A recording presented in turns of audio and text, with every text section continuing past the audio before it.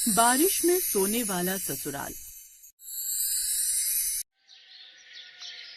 ममता जैसे ही ब्याह कर अपने ससुराल पहुंची तो देखा उसके ससुराल में चारों तरफ दीवारें थी, बहुत सारे कमरे थे, हर कमरे में बेड था, अलमारी थी, बहुत अच्छा किचन भी बना था, लेकिन पूरे घर में कहीं पर भी छत नहीं थी। ये देखकर ममता दंग रह गई। इस घर में सब कुछ है लेकिन छत क्यों नहीं है? देख बहू, ये हमारे घर की परंपरा है। ये बात ममता को थोड़ी बेवकूफी भरी लगी, लेकिन परंपरा के नाम पर उसने कुछ नहीं बोला। ससुराल में पति विक्रम के अलावा उसके सास ससुर जेठ और ननद थे। जेठानी अब इस दुनिया में नहीं थी। खैर, पहली रसोई की रस्म में जब वो किचन में खाना बना रही थी तब, हे भगवान, यहाँ तो सीधा धूप आ रही है, ऐसे तो मैं यहाँ मर जाऊंगी। वो गर्मी बर्दाश्त नहीं कर पाई और तुरंत बेहोश होकर गिर गई। तभी वहाँ पर उसका पूरा परिवार आ गया।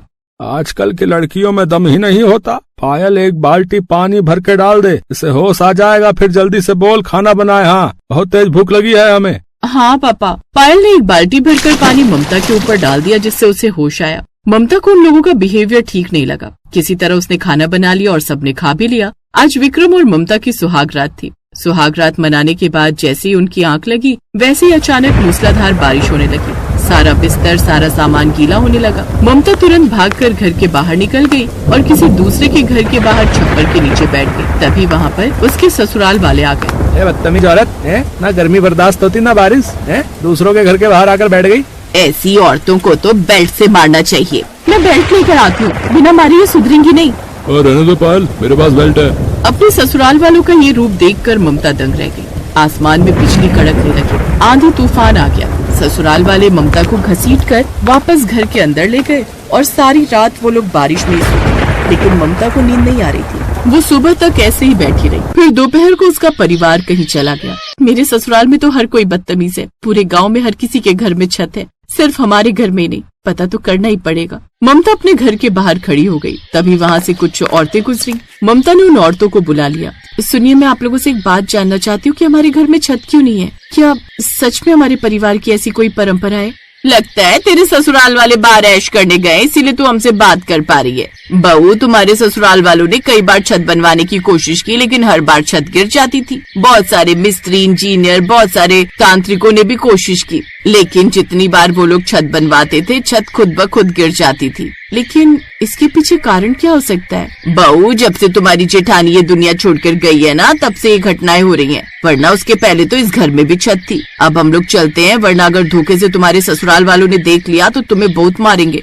इतना बोलकर वो औरतें वहाँ से चली गयी। फिर धीरे धीरे शाम हो गई और ममता ने खाना बनाकर रख लिया। तभी उसके ससुराल वाले पी कर आए। सब लोग खाना खाने लगे। ये कैसा बेहुदा खाना बनाया? तेरे माँ बाप ने तुझे खाना बनाना नहीं सिखाया क्या? है चलो आज इसे कमरे में बंद करके खूब मारते हैं, बहुत दिनों से हाथ साफ नहीं किया। सही कह रही हो माँ, आज 2-4 हाथ तो मैं भी लगाऊंगी उस चुड़ैल को। नहीं, ऐसा मत कीजिए, दोबारा ऐसी गलती नहीं होगी।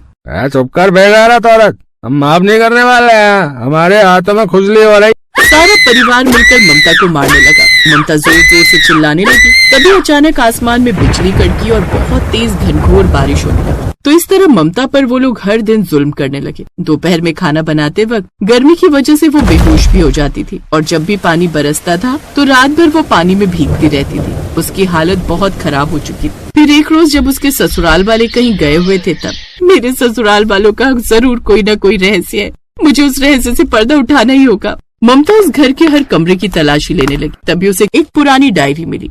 वो डायरी उसकी जेठानी ने लिखी थी। जब तक मेरी आत्मा को शांति नहीं मिलेगी, तब तक इस घर की छत नहीं टिकेगी। जब जब इस घर की बहुओं पर अत्याचार होगा, तब तक आंधी तूफान तेज होगा। जिस दिन इस घर की किसी बहू ने इन लोगों का विरोध कर दिया, उसी वक्त बारिश थम जाएगी। दरअसल कुछ साल पहले जो हरकतें ममता के साथ हो रही थी, वही हरकतें उसकी जेठानी के साथ होती थी। इन सब से तंग आकर उसकी जेठानी ने एक डायरी लिखकर उसी घर में कहीं छुपा दी और फिर उसने खुद को खत्म कर लिया। अब ममता वो डायरी पढ़ चुकी थी। इसका मतलब जेठानी जी ने इन लोगों से तंग आकर खुद को खत्म कर लिया, और ये राज छुपाने के लिए इन लोगों ने परंपरा का नाम दे दिया। रात में फिर से ससुराल वाले पी कर आए। जब बारिश होने लगी तब ममता किसी पड़ोसी के बरामदे में पहुंच गई। तभी ससुराल वाले वहां पर आ गए। विक्रम ने जैसे ही उस पर हाथ उठाया, वैसे ही ममता ने उसका हाथ पकड़कर विक्रम चिल्ला उठा, बहुत बर्दाश्त कर ली तुम लोगों की बदतमीजी, अब कोई अत्याचार नहीं चलेगा तुम लोगों का। उसने इतना बोला ही था कि तभी अचानक बारिश बंद हो गई। अब ममता मन ही मन सोचने लगी, जैसे ही मैंने इन लोगों का विरोध किया वैसे ही बारिश बंद हो गई।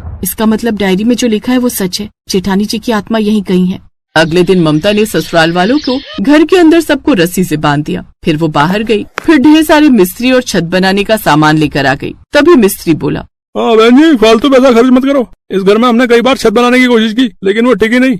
या तो आज छत टिकेगी या इन लोगों पर ही गिर जाएगी। उसके ससुराल वाले डर गए। बहू ऐसा मत कर, अगर तूने छत बनाई तो पूरी छत हम लोगों के ऊपर ही गिर जाएगी। चुप कर बुढ़िया। जेठानी जी आप जहाँ भी हो, आज मैं आपको मुक्ति दिला कर रहूंगी। ये सारे लोग छत के नीचे दबकर मर जाएंगे आज। धीरे धीरे मिस्त्रियों ने छत बनानी शुरू कर दी। इधर उसके ससुराल वाले, बहू हमें माफ कर दे, आज के बाद हम तुझ पर कोई अत्याचार नहीं करेंगे।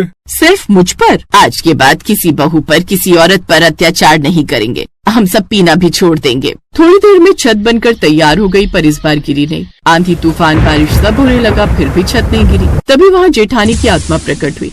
ममता, आज इन लोगों ने माफी मांगी, तुमने इन्हें सुधार दिया, इसलिए अब मेरी आत्मा को शांति मिल गई है। लेकिन अगर आज के बाद किसी औरत पर अत्याचार किया तो ये छत तभी गिरेगी जब तुम सब नीचे सो रहे होगे। हमें माफ कर दो राधा, आज के बाद ऐसा कुछ नहीं होगा। उसकी आत्मा गायब हो गई। उस दिन के बाद सब खुशी खुशी रहने लगे।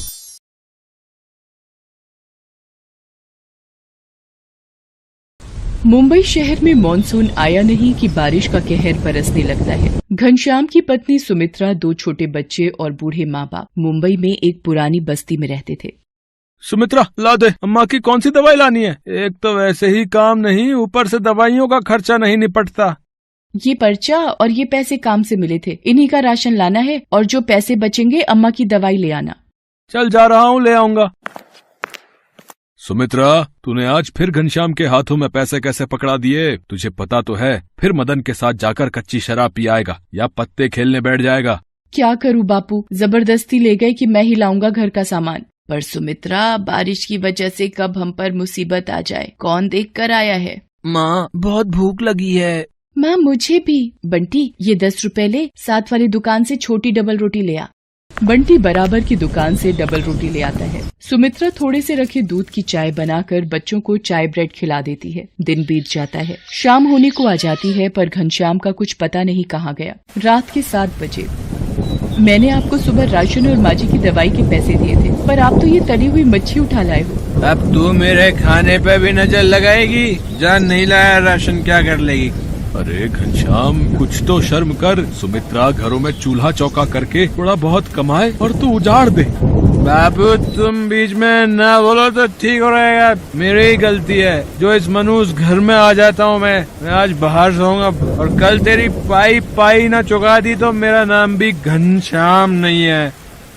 अभी वो नशे में है। बहू, सुबह जब नशा उतरेगा अपने आप ठीक हो जाएगा। अम्मा, ये थोड़े से चावल रखे हैं, बना लो। हाँ बना ले बहू। घनश्याम तो बाहर बरामदे में सो गया है, अब सुबह ही उठेगा।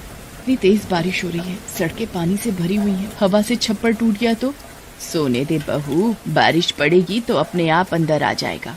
सुमित्रा चावल बना लेती है और रात का खाना खाकर सब सो जाते हैं। बारिश और तेज हो जाती है। आधी रात के वक्त सुमित्रा की आंख खुलती है। ये क्या, पूरे घर में पानी। अम्मा, बापू जल्दी उठो, ये क्या हो रहा है? अरे इतना पानी ये कैसे आया? लगता है बारिश रुकी ही नहीं। क्या करें, बंटी और पूजा को गोदी में उठाओ और बाहर चलो। घनश्याम भी तो बाहर सो रहा था। घनश्याम पर जब टूटे हुए छप्पर से बारिश पड़ने लगती है, उसकी आंख खुल जाती है। ये क्या, इतनी बारिश, पानी की तो नदी बन गई है। घनश्याम जैसे ही चारपाई से उठता है, छप्पर नीचे गिर जाता है। घनश्याम बाल बाल बचता है। तुम लोग रुको, मैं एक एक करके सबको बाहर निकालता हूँ। बंटी तू मेरे कंधे पर बैठ जा। पूजा अब मेरी गोदी में आ। घनश्याम बंटी और पूजा को उठा लेता है। सुमित्रा अम्मा का हाथ पकड़ती है। जैसे तैसे वो घर के बाहर सड़क पर पहुँच तो जाते हैं, पर सड़क पर पूरा पानी भरा होता है। ये तो पूरी सड़क पानी से भरी हुई है, अब क्या करें? लोग बारिश के पानी में डूब रहे होते हैं। कहीं बच्चे रो रहे थे, कहीं कोई बिछड़ गया। घनश्याम को याद आता है कि मदन के पास अपनी नाव है। सुमित्रा, तुम माँ बापू और बच्चों का ध्यान रखना, मैं अभी आया। पर आप कहाँ जा रहे हो? मुझे तो डर लग रहा है। मुझे याद आया, मदन के पास अपनी खुद की नाव है। अगर माँ बापू को उसमें बिठाकर किसी सुरक्षित जगह पर भेज दें तो हम तो जैसे तैसे चले ही जाएंगे। घनश्याम तैरता हुआ मदन के घर पहुँचता है। अरे लगता है मदन नाव में जाने की तैयारी कर रहा है। मदन, माँ बापू को भी अपनी नाव में बिठा ले। मैं सुमित्रा और बच्चों को लेकर तेरे पास पहुंचता हूँ। घनश्याम यार, वो सुरेखा और बच्चे कुछ जरूरी सामान भी नाव में रख चुके हैं। अब तो नाव में बिल्कुल भी जगह नहीं है। माफ करना। अच्छा, पानी का बहाव तेज हो रहा है, अब मैं चलता हूँ। मदन घनश्याम को साफ मना करके अपनी बीवी बच्चों के साथ नाव पर निकल जाता है। घनश्याम वापस आ जाता है। देखा तूने, यारी दोस्ती पालने का नतीजा। आज मुंह पर दगा दे गया वो तुझे बिगाड़ने वाला। अब तो घनश्याम और भी घबरा गया कि कैसे अपने परिवार को बचाए। कोशिश करके एक दूसरे का हाथ पकड़कर वो थोड़ा आगे बढ़ते हैं। सड़क की दूसरी तरफ जाने वाला पुल भी टूटकर रास्ते में गिरा हुआ होता है। अब क्या करें, कैसे उस पार जाएंगे? घबराओ नहीं, एक दूसरे का बस हाथ पकड़े रहो। चलते चलते वो देखते हैं एक रस्सी के सहारे लोगों को सड़क के उस पार ले जाया जा रहा है। इस रस्सी की सहायता से धीरे धीरे आगे बढ़ते रहिए। हाँ जी माता जी, लाओ हाथ दो ध्यान से। रेस्क्यू टीम धीरे धीरे रस्सी की सहायता से सबको सड़क के दूसरे किनारे पहुंचाती है। तभी अम्मा, बापू, वो देखो हेलीकॉप्टर। ये सब लोग हमारी मदद करने के लिए ही आए हैं। हेलीकॉप्टर से रेस्क्यू टीम सभी बस्ती वालों को बाहर निकाल रही थी और एक सुरक्षित स्थान पर घनश्याम और उसके परिवार को छोड़ दिया। शुक्र है, ये बचाव कर्मी अगर ना होते तो हमें कौन बचाता। आज भगवान ने भी हमारा साथ दिया है इन सुरक्षा कर्मियों को भेजकर। पर अब हम क्या करेंगे, वो बस्ती तो उजड़ गई। सुमित्रा, आज मुझे भी समझ आ गया है कि कुछ मित्र सिर्फ मतलब के लिए ही साथ रहते हैं। पर अब हम क्या करेंगे, वो बस्ती तो उजड़ गई। हिम्मत मत हार सुमित्रा, हम यहाँ कहीं आसपास की बस्ती में घर ले लेंगे। मैं वादा करता हूँ, शराब और जुए को कभी हाथ नहीं लगाऊंगा। खूब मेहनत करूंगा ताकि तुम सबको भरपेट भोजन मिल सके। कुछ दिन बाद जब बारिश रुक गई तब घनश्याम ने काम ढूंढना शुरू किया और एक बस्ती में किराए पर कमरा भी ले लिया। बारिश का पानी तो थम गया था, पर जिंदगी को चलने के लिए ताकत की जरूरत फिर से हासिल करनी थी। Thanks for watching.